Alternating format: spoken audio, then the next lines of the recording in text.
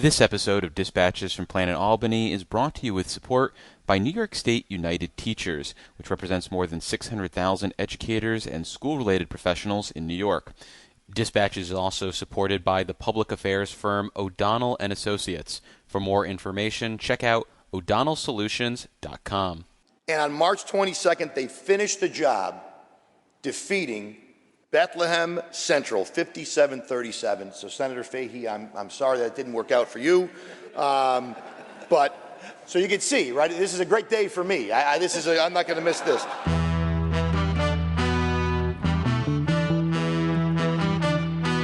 I've also declared war on potholes. So here's the first shot across the bow. Well, as you know, with Planet Albany, there's always something that makes the planet turn. And it's this amazing view of D.C., and Eddie Vedder comes out. And he goes, "You have a cigarette?" And I've never smoked in my life, but if I had, I wish that was the moment. And this strategy takes us from potholes to knotholes. I would like to say it was a pleasure, Mr. Kim. But I'm on the road. I'm David Lombardo, and you're listening to Dispatches from Planet Albany, a WCNY podcast about power and politics in New York. And on this episode, we're turning our attention to the shape of the Assembly for 2027. The Chamber has a number of major posts up for grabs next year, including Majority Leader and Chair of the ENCON Committee. At the same time, there's a lot of turnover more broadly in the works, with progressives taking over a number of seats that were held by more moderate, more longer-serving members, which is best exemplified by the DSA doubling their membership in the chamber to about a dozen seats. To discuss these dynamics and more, and consider who could end up in what leadership posts, we're joined by Miguelina Camilo, the former counsel to Speaker Carl Heastie, who is now Chief of Staff to the New York City Council Speaker. Thanks for making the time, Miguelina. Thanks for having me back, David. Well, there is this somewhat compelling narrative out there that the ascendant left wing of the Democratic Party is going to exert new levels of control over the Assembly Democratic Conference next year, and they're going to tact hard to the left as a result. But I'm a believer in Speaker Heastie's ability to weather these storms and to manage people and mitigate potential disruptions. What do you think the direction of the chamber is going to look like next year? And do you think the operation will be demonstrably different than what we've seen the last couple of years? I think definitely it is correct to say it's a shakeup in new leadership or new members coming in. And it's not just DSA, Democrat. It's also just the type of experience that's coming in to the chamber, right? These long-serving members. We have to give them their kudos for being there. And that amount of time, certainly we know Albany land takes a while to really dissect and understand.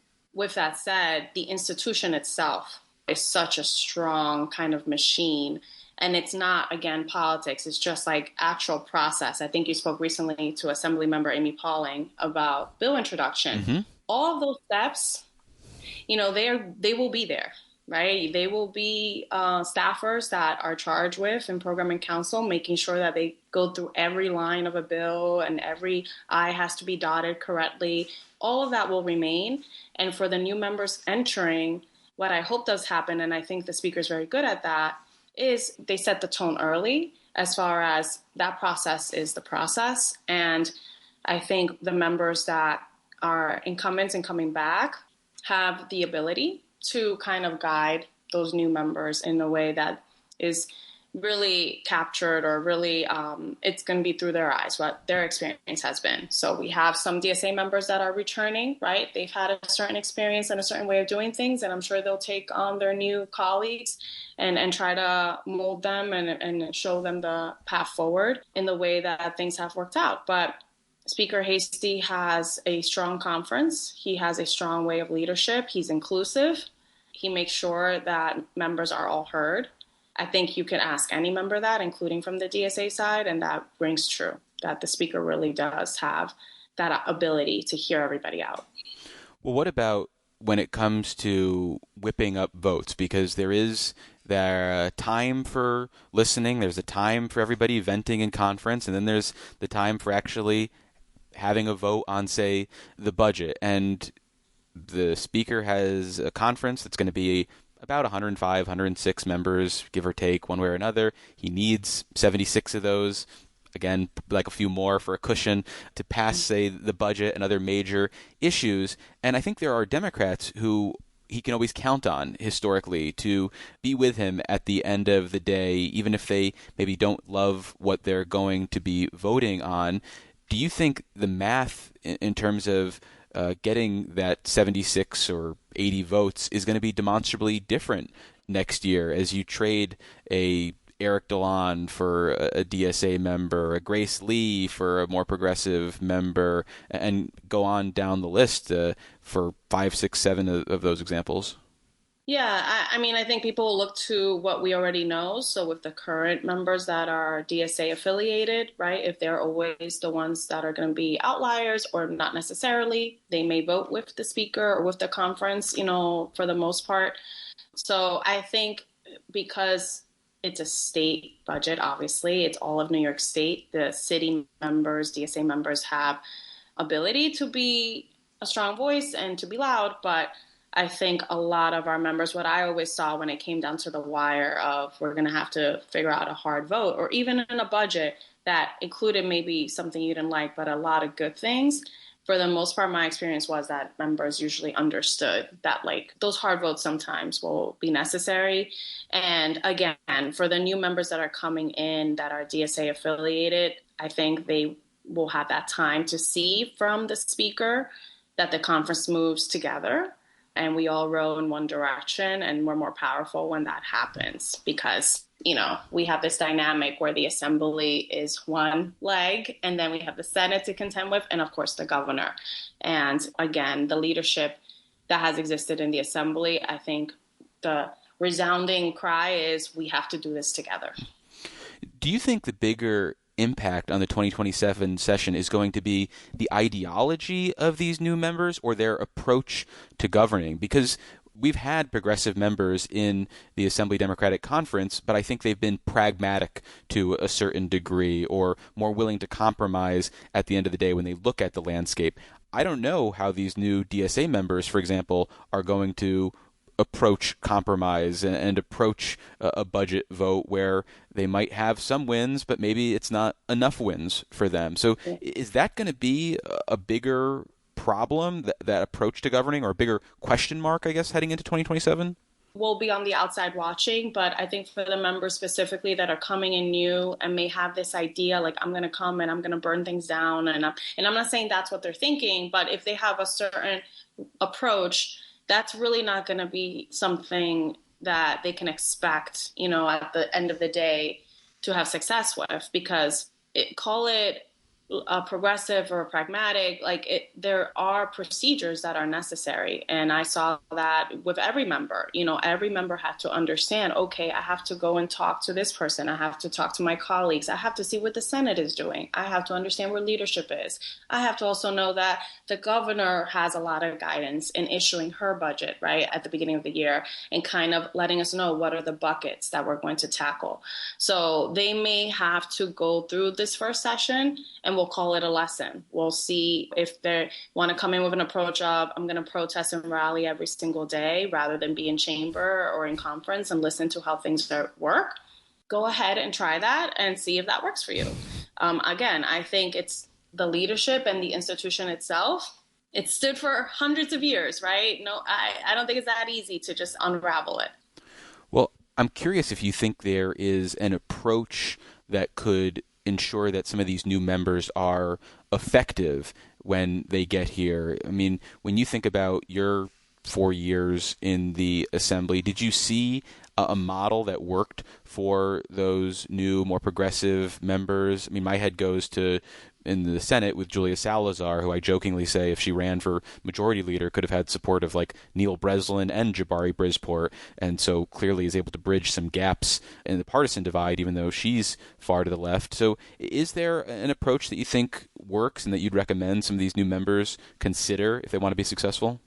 Yeah, I think the approach definitely is building that consensus with your colleagues, and that is it's aided by the fact that when you're in Albany, you're away from home, you're together. And, now with my other perspective on like city politics, I see that how important that is to building those relationships where these members really have time to bond and like understand each other on a human level. It's not like they go to work. They just go to work together, right? Like they are actually living together almost at summer camp, right, in Albany.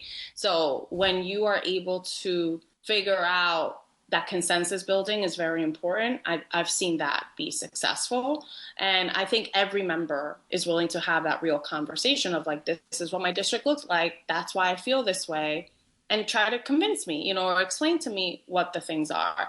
And it's different when member to member, when that's happening. It's not an outside lobbyist or outside groups that are putting on external pressure and are, doing also a lot of the work that is necessary to bring things through the finish line. When it's your colleague that you're going to need them for one of your votes and they are going to need you, I think building that is super important. And I always heard that, when I first started in 2022, I had that immediate class before was like the COVID kids. Mm-hmm. They didn't get a lot of that. They didn't get that time spent with each other. And there was that big gap between, the more senior members that had been there for some time and then these new members that came in and they were virtual for however long and didn't have that like human to human experience, which actually supports a lot of the work because it is hard to get a consensus. It's not all what New York City wants. It is the entire state of New York. And we know this. There's many, many different, not just ideologies, but very different needs, very ways of thinking, ways of life in New York State. Some of the progressive ideas and bills that have been held up in recent years include the New York Health Act, increasing taxes on wealthy New Yorkers. Do you think any of these get traction in 2027? Is there some sort of issue that maybe has been stagnant, progressive criminal justice reform the last couple of years, that you think will have more momentum, either as standalone legislation or in the context of the budget because of the way the chamber looks next year? Yeah, I mean, it's interesting you started with the New York Health Act, and, we expect next year to be much, much worse as far as federal action and like impact to New Yorkers. Well, yeah, starting in January, you got the working requirements for Medicaid. Absolutely. And, the tough thing there is we're the state and we're not going to be able to backfill every cut and every misaction by the Fed. Not with the resources we have now, Miguelina, but if you tax the rich, you can untap untold billions, if not trillions. That's the easy solution, right? Yes. That is like the big DSA message is we have to tax the rich. We have to fill in that gap, that discrepancy between, working people and people that are like ultra rich. If I were to say, what I would hope we do more on, because of the criminal justice work that I did get to do with the speaker and given my background, one bill that's still out there is the Treatment Court Expansion Act, mm-hmm. which is also very guided by how much does that cost? It's one of those bills similar to Clean Slate, like that at the end of the day, when it happens, hopefully they're like, this took 10 years, 7 years, whatever it is. Like those big bills take time. So I hope that gets some movement next year. But I think you bring up an interesting dynamic in terms of Clean Slate had Catalina Cruz and Zellner Myrie, whereas Forest Soufront Forest is not exactly considered a legislative powerhouse.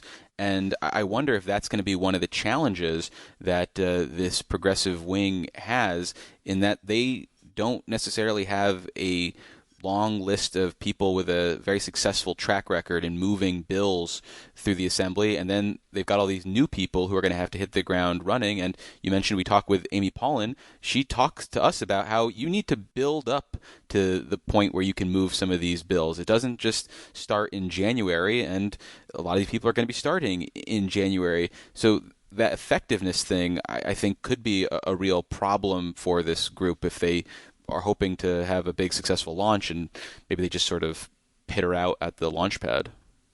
I think there's a lot of not ignorance, but like people don't focus on the fact that like time does matter, right? Like working your way through the members in power and understanding how they got there and knowing that history and then actually building up like on the work that they've laid already, that foundation that's been created like that all takes time. Like the speaker himself has done so much work. He's been speaker for 10 plus years, Yep. right? And he's been a member for that much longer. And he was labor chair and he was party chair. And like the relationships he's had have been built over time. And that really is missing when much credit to the new generation, right? That they come in and they are very, very like ambitious and want to jump right in and they want to run for office today, and that's great, but they don't like, and I've told a lot of those young people, hey, go learn from your current member, like maybe see some of the things that they did and how long it took for them to do. And I don't think that's a bad thing. It's not waiting your turn, it's understanding the process and understanding, like how you could be successful by actually taking the time to pick up on other people's successes and how they did it. And one of the variables moving forward, though, is the role of New York City Mayor Zoran Mamdani, because we saw this past legislative session that he played nice, so to speak. He worked on the common ground areas with the governor as opposed to focusing on the divisions that might exist between him and the governor. And so while we know what the makeup of the assembly is going to look like more or less, we don't know what his approach is going to be and how he might then influence certain members to act one way or another. And that's obviously something to keep an eye on. But I want to turn now to something that we do know will be in play next year, and that is a number of open leadership posts. And before we pontificate about who is going to go where, I'm curious what you see as the role of the Assembly Majority Leader, because from the outside, what we primarily see is her role on the floor and shepherding bills, and I don't think we necessarily grasp the power that she exerts or the position can exert. So what's your sense of the power of the position and maybe how Assembly Majority Leader Crystal Peoples-Stokes used the position while you were there? First of all, let's start by saying that speech by Speaker Heastie on the floor and was very emotional in saying goodbye to such a great majority leader. And I was very lucky to get a few years with her. I think she exerted just an influence that I would say is akin to her, Jeff Aubrey, like these like really strong members that their presence just gave a lot of guidance to the conference. And I know on multiple occasions, it was her voice that kind of just put the period on the sentence that the speaker just said, this is how we have to move. And she would say, period. That's what we have to do. And it was the influence over the conference and the reassertion, like we move together. That is key for the majority leader to be able to deliver in support of the speaker. Apart from the grueling work that they do on the floor, those long hours and like that movement of bills and making sure we all stay in line, like she very much held that together. At the beginning of all her speeches with a quote for the day, like all those things really just made that conference feel like family. And again, back to what I'm saying about the human to human level, like we all served a body where people actually cared about each other. Big shoes to fill. Well, let's talk about who could fill those potential shoes. And I'm going to run my long list by you, which includes upstate members Harry Bronson, Pamela Hunter, John McDonald, and downstate members Catalina Cruz, Mikhail Salage. Is there anyone that's missing, you think, from that list, or that you'd say, nah, Dave, I wouldn't necessarily include that person even on your long list there? Yeah, and I think that list is correct. And, it's interesting because if they see majority leader as like a pathway to the next step, the next ultimate step, does that factor into how those names are assigned? Yeah, I think that's a problem. I think if you view this as a stepping stone, this is not going to be your next job. I think the Assembly Speaker sees this as an ally, a partner in governing, and not a position in waiting for more power. I mean, is that how you would view it? Yeah, I think that's definitely like one of the biggest points to consider. And then, of course, the upstate downstate dynamic of, this seat being held by an upstate member, all of which you listed could be great candidates for that. And the alliance to the speaker, they all have proven track records of being that. So I think it's really a toss-up, amongst those names. And I know I'm sure everyone, even more names than we know, have been advocating for it since People Stokes first said that this would be it. So that is, members are not shy about asking. What do you think advocating for this position looks like? Because I imagine there's a world where if you're thirsty, it could backfire on you. Yeah, I mean, the speaker gets a lot of incoming all the time, and it's a lot to manage, and it's pretty remarkable to see that he does manage it all and is responsive to all his members.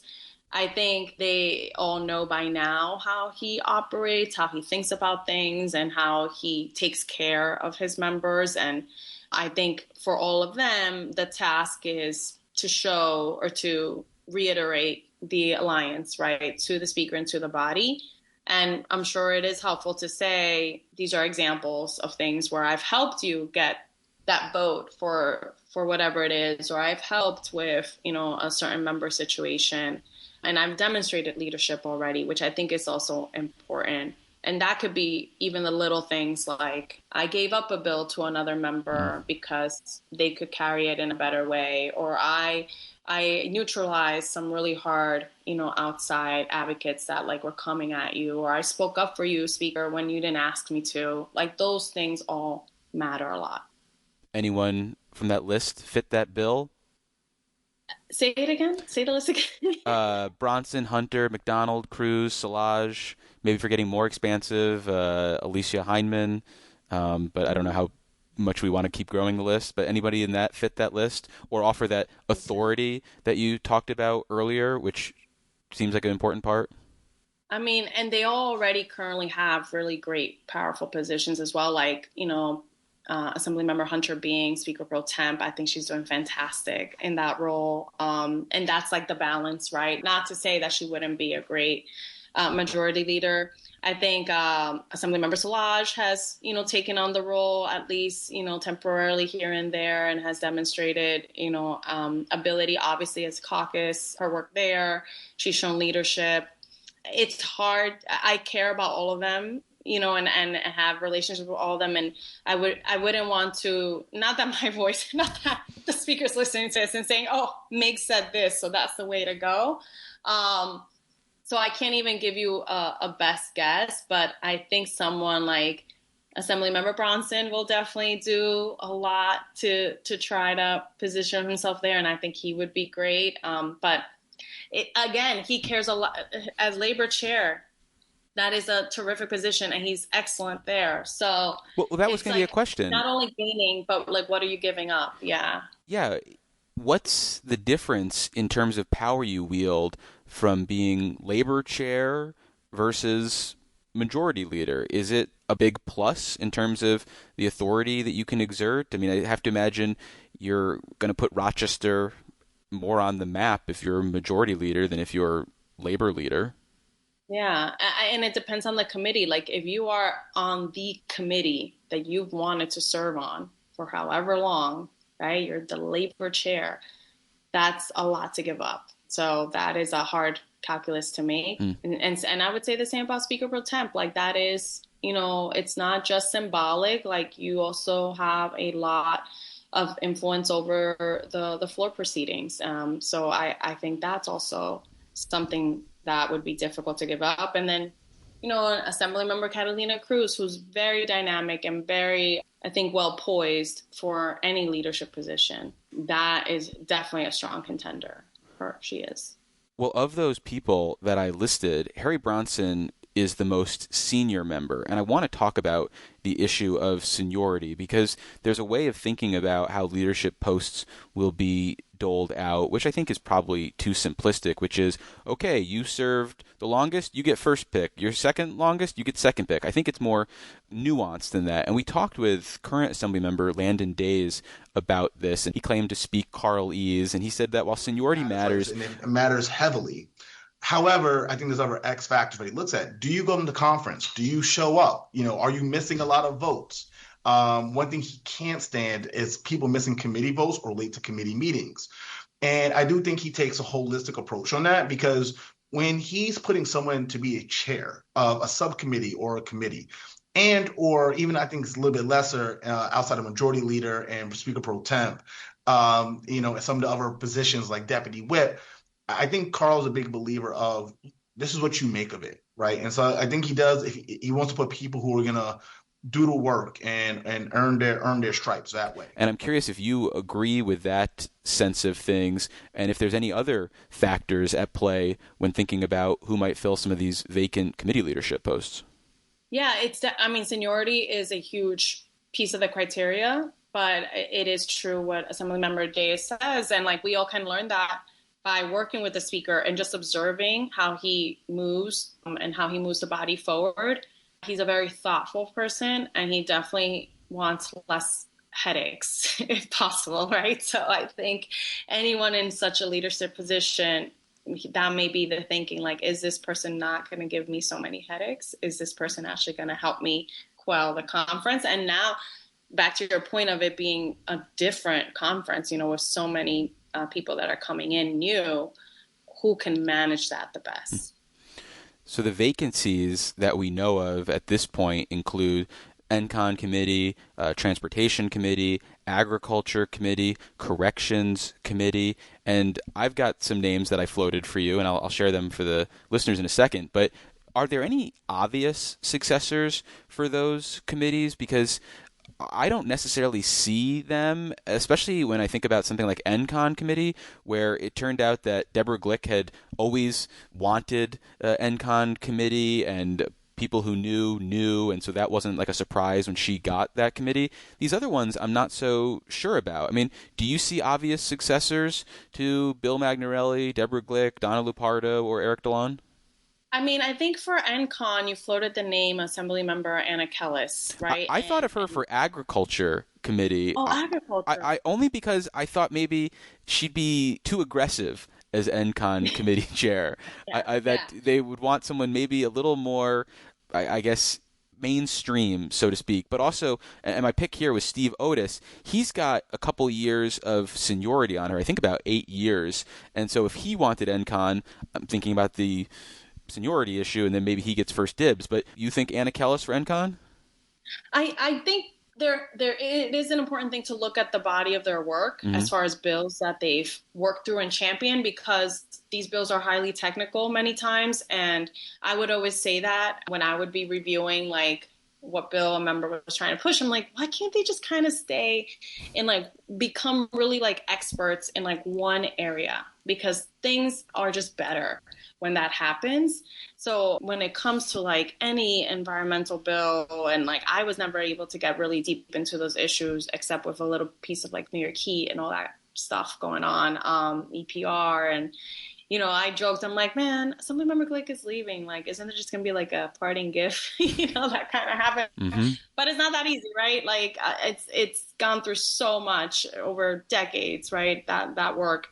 So I think the body of work of the member is important. You mentioned corrections. You brought up some members that could be seen as criminal justice advocates. Emily Gallagher and Latrice Walker were the names that I floated for that one. Yeah, I think, definitely Assemblymember Walker in her work and the bills that she's championed, I think that would be an excellent choice for corrections, because those are relationships that she's had, and she can speak to those issues in a way that would be meaningful for the advocates and then for rounding up her colleagues, right, for consensus. So that definitely may be something that is in thoughts already. And even someone I know Assemblymember Emily Gallagher had a piece of the Robert Brooks package and certainly is very well versed in those type of issues, along with her more progressive members. Mm-hmm. But, I may lean toward Assemblymember Walker for that type of committee. Yeah. How about the transportation committee? It seems like that was one that is going to go to an upstate member. At least historically, that's been the way we think about that type of thing, with downstate members maybe more concerned with the MTA, so corporations is a bigger deal. I was floating Al Sturpey, even though he doesn't appear to be on the transportation committee, but when I look at upstate members who are going to survive their primaries and likely win their generals, he's kind of like the dean now after Harry Bronson. So what do you think of him in that position, or do you think it will be someone who's already on the committee, like Karen McMahon, who's a, I think, 2018 member? Yeah, I think Assemblymember Sturpey definitely would be a good fit for that. And the calculus for him, his current committee chairmanship is like small biz or something like that. Small business. And, with Micron and all the stuff going on in his district, that was definitely something that he was able to really speak to well. But I think an assembly member like Al Sturpey, in his way of managing his current leadership role, I think he would be a good fit for transportation and can speak to those issues really well. Do you think there's a world in which agriculture goes to a member who's not upstate? Is there a world in which a New York City member or maybe Long Island takes over agriculture? Yeah. I think that committee itself, assembly member, it's so hard. Like all these names, they're just like, such figures in those spaces. Mm-hmm. And like, again, like the longstanding kind of institutional knowledge and like experience that they bring. It's so hard to think like who's going to just fit right into that spot. I think a lot of the city members have been championed, a lot of the work and like connecting, with the upstate efforts and support of that. Maybe it is an assembly member like Anna Kellis who would care about working with those advocates and working with those kind of issues. So maybe she is the best kind of guess. I would throw even, not that necessarily that's in the running, but like Assemblymember Catalina Cruz does a lot of work around food insecurity and a lot of this. Assemblymember Mickey Solage does too. So would Catalina Cruz want to give up the committee on committees? I hear it is an important committee for building alliances and maybe setting yourself up for other leadership posts down the road. Yeah, and that is I think she's great at that, and she does have already a lot of skill in building consensus and like working with colleagues very closely. And I know that that's not an easy task, right, of kind of reminding your colleagues of like what they have to do. I think maybe she is happy staying there. But again, it's a calculus, like what am I giving up to get something else? What's the long-term plan? No term limits, so there's like a lot of room, a lot of runway to do things while you're in the state. And, for the members that have, I think I'll say that too, that commitment to the work of like traveling to Albany, being an assembly member, like you are giving so much. And there's a certain brand of person that I hope we're not losing that and getting this new type of, member that comes in and they have more ideals and they're younger and that's great. Are they coming in for a session? Or are they coming in for like 5 or 6 sessions, because like to build your body of work, you're really going to need some time.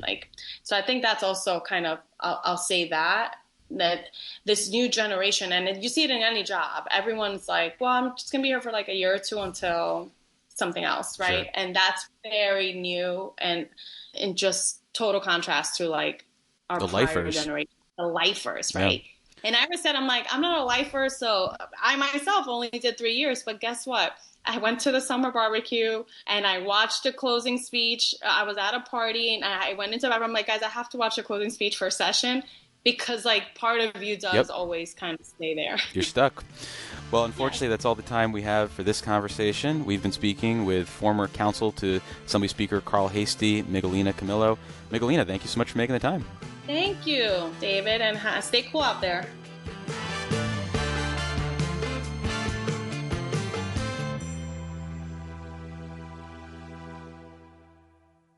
I want to make a special note. Annabelle Day was the Buffalo Player of the Year, McDonald's All-American nominee, team MVP, all-time scoring leader in North Tonawanda school history, boys or girls. Boys or girls. With 2,023 career points. That's even more than Jim Tedisco had when he played basketball. But that was a peach basket. That was a long time ago. So